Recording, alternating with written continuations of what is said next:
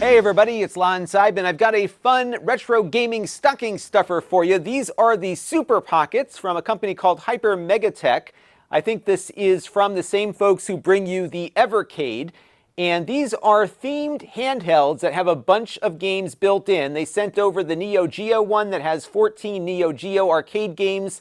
And the Capcom one here has 12 arcade classics, many of the heavy hitters here, like Street Fighter II.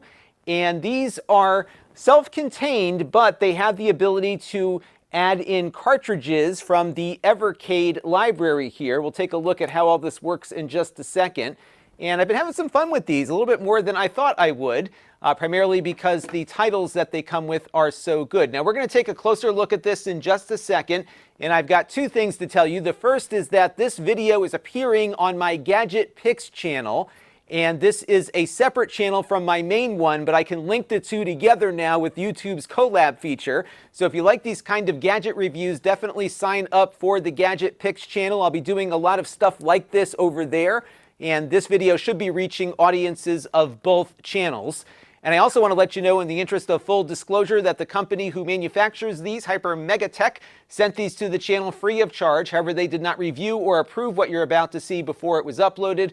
All of the opinions you're about to hear are my own, and of course, this is not a sponsored review. So why don't we get into it now and see what these handhelds are all about. Now, the price point on these comes in at around $65, give or take. It'll vary based on which version of these that you choose. And although these are part of the Evercade ecosystem, and you do have the option to play Evercade games on them, the games that are built into this are not removable. So although there is a cartridge spacer included on your handheld, built right in here, this is not anything but an empty piece of plastic. So you can't take the games out of here and put them in here. You also can't, of course, play them on some of the other Evercade devices, unfortunately. But as you'll see in a few minutes, you can play the Evercade games on these, and we'll explore how that works in a little bit.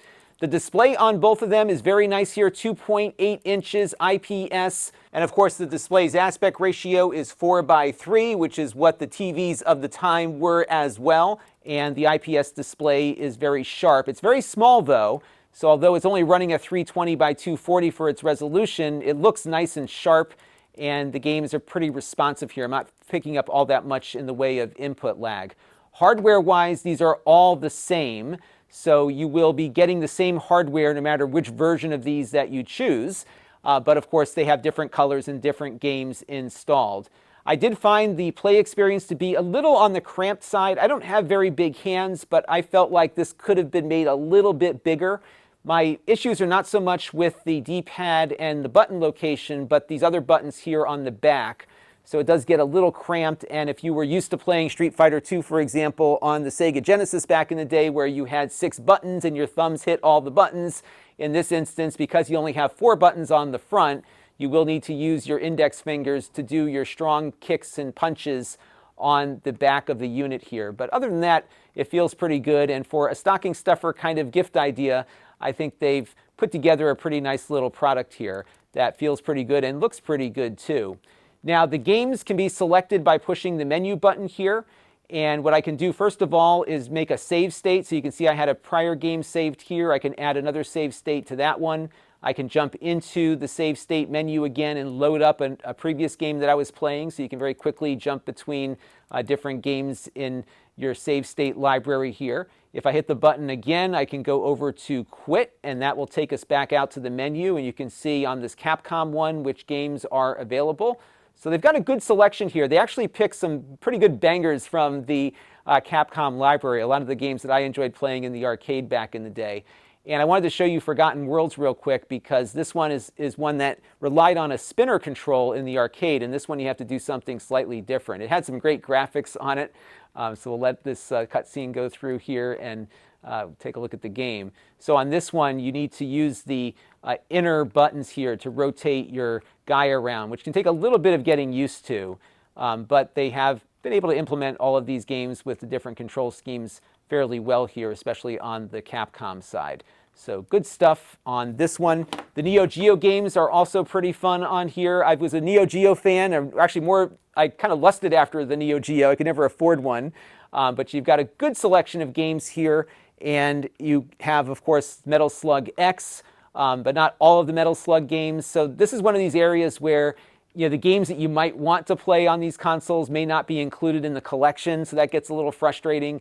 An emulation console, of course, gives you the ability to locate the games and get them loaded on yourself, but there is a good amount of content on all of these across a number of different genres, so there's a lot to choose from and a lot to get excited about. And one thing to note here with Metal Slug in particular is that the actual arcade game did lag a bit. So this one lags the same way. It just hit the hardware super hard, but the artwork is just incredible on these games, and they're always a ton of fun. And I can jump out of the menu here and show you some of the other games in the library that you can pick from. Again, a good mix of fighting games and different genres, shooters as well.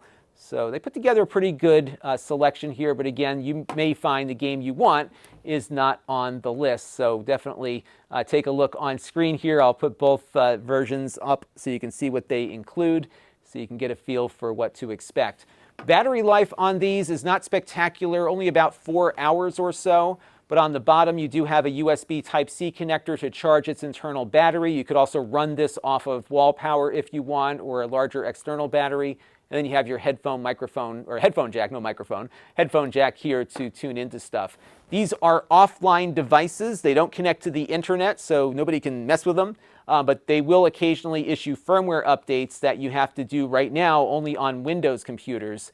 And what you do is plug the handheld into the PC, and it will run its firmware update through the cable. But so far, I haven't seen any need to update these. I just took them out of the box and booted them up, and there wasn't any kind of setup or registration or account creation. They are just ready to go out of the box. Why don't we take a look now at the Evercade cartridges and see how those work. Now, I've never played around with this Evercade stuff before, but I've been very surprised by how popular it's become. And I think it's because they issue all of their games on physical cartridges. You get these nice plastic cases that look great on a shelf. And this is something that collectors really have gotten into. You get a nice instruction manual here in the box as well with these games. And then, of course, the cartridge. They sent over 2 of the Taito arcade games here. I believe there is a Taito version of this handheld, but of course we are going to plug this cartridge into the Capcom version. So what I'm going to do here is just open up the back, and we'll slide in my cartridge. It fills out the back of the unit here pretty nicely, although it does change the color a little bit. And the games will not load up automatically. So what I have to do is go back to our menu here, go to Quit, and then from the main menu, you hit the menu button again, you go to Evercade, and what this will do is read the cartridge and find the games that we can play on here. So again, these are arcade ports, at least on this cartridge. And what I've got here is Elevator Action, one of the games I used to play at my local bowling alley. So that's pretty cool to have them on the handheld here. So there you go, and it works much like the other one does in that you can hit save and get your save states going. By the way, you also have a little instruction manual here to see what each button does in the game. So you have that as an option too, so that's pretty neat. And we can quit this and go back to the menu. And believe it or not, they put Operation Wolf on this one. And I'm actually curious how that game plays. So why don't we load up Operation Wolf. Now, the arcade version of Operation Wolf had a light gun. It was an Uzi that was fixed to the arcade cabinet, and it had this force feedback that was so cool. You're not going to get that on your handheld, but you can play the actual arcade game. But you have to move the pointer around with your D-pad. But it actually plays okay.